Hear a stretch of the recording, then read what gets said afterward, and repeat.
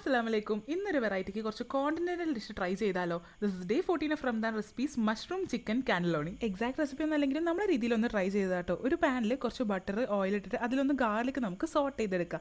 ഇതിലേക്ക് ഇനി ആവശ്യത്തിന് കുറച്ച് മൈദയും കൂടി ആഡ് ചെയ്ത് മൈദ നന്നായിട്ട് കുക്ക് ചെയ്ത് വന്നതിന് ശേഷം കുറച്ച് പാലും കൂടി ആഡ് ചെയ്ത് നന്നായിട്ട് കട്ട കെട്ടാണ്ട് നമ്മളൊന്ന് മിക്സ് ചെയ്തെടുക്കുന്നുണ്ട് കേട്ടോ. ഇതിലേക്ക് നമ്മൾ ചിക്കൻ വേവിച്ചതിൻ്റെ ബ്രോത്തും അതുപോലെ ചിക്കൻ സ്റ്റോക്കിൻ്റെ ഒരു ക്യൂബ്, ഫ്രഷ് ക്രീം, ചീസിൻ്റെ സ്ലൈസ് ഇതൊക്കെ ആഡ് ചെയ്ത് നന്നായിട്ട് മിക്സ് ചെയ്ത് വെച്ചാൽ നമ്മൾ സോസ് റെഡി ആയിട്ടുണ്ട്.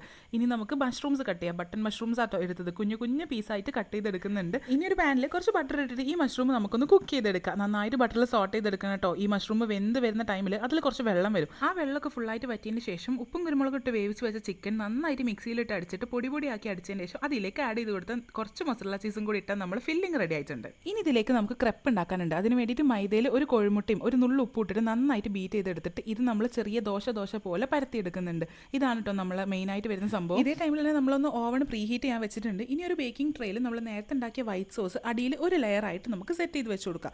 ഇനി നമ്മൾ ഉണ്ടാക്കി ക്രെപ്പിൻ്റെ മേലെ ആ ഫില്ലിങ് വെച്ചിട്ട് നമ്മൾ ചിക്കൻ റോളിനൊക്കെ ഫോൾഡ് ചെയ്യില്ലേ, അതുപോലെ എല്ലാ സൈഡ്സിൽ നിന്നും ഇതേപോലെ ഇങ്ങനെ ഫോൾഡ് ചെയ്തെടുക്കുക. അത് നന്നായിട്ട് റോൾ ചെയ്തിട്ട് നമ്മൾ ആ വൈറ്റ് സോസിൻ്റെ മേലെ ലെയർ ചെയ്ത് കൊടുക്കുന്നുണ്ട്. ഇതുപോലെ ആ ഒരു ട്രേ ഫില്ലാവുന്നവരെ ഫുള്ളി നമ്മൾ സെറ്റ് ചെയ്ത് വെച്ച് കൊടുക്കുന്നുണ്ട്. ഇനി മേലത്തെ ലെയർ ആയിട്ട് നമ്മൾ ബാക്കിയുള്ള വൈറ്റ് സോസും കൂടി ഫുള്ളി സ്പ്രെഡ് ചെയ്ത് വെച്ച് കൊടുത്തിട്ട് ടോപ്പിൽ കുറച്ച് സ്ലൈസ് ചീസും അതുപോലെ മൊസറല്ല ചീസും ഒക്കെ ഒന്ന് സ്പ്രെഡ് ചെയ്ത് വെച്ച് കൊടുക്കുന്നുണ്ട്. ഇനി ഭംഗിക്ക് വേണ്ടിയിട്ട് കുറച്ച് ഒറിഗാനോ അതുപോലെ ചില്ലി ഫ്ലേക്സ് ഒക്കെ ഇട്ട് സെറ്റ് ആക്കി എടുത്താൽ നമ്മളെ സംഭവം റെഡി ആയിട്ടുണ്ട്.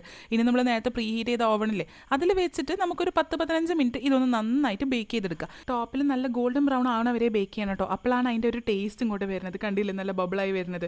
അപ്പോൾ ഇതാണ് നമ്മളെ റെസിപ്പി. ലസാഗ്നൊക്കെ പോലെയുള്ള ഒരു ക്രീമി എന്നാൽ നല്ല യമ്മി ആയിട്ടുള്ള ഒരു റെസിപ്പിയാണ്. എല്ലാവരും ട്രൈ ചെയ്ത് നോക്കിയിട്ട് എങ്ങനെയുണ്ടെന്നുള്ളത് കമൻറ്റ് ബോക്സിൽ പറയാൻ മറന്നു പോകരുത് കേട്ടോ. എനിക്ക് ഭയങ്കരമായിട്ട് പേഴ്സണലി ഇഷ്ടപ്പെട്ടിട്ടുണ്ട്. ഉമ്മ ഇത് ഓൾറെഡി കഴിച്ചിട്ട് അത് നമ്മളൊരു രീതിയിൽ നമ്മളെ രീതിയിൽ ഉണ്ടാക്കി നോക്കിയതാണ്.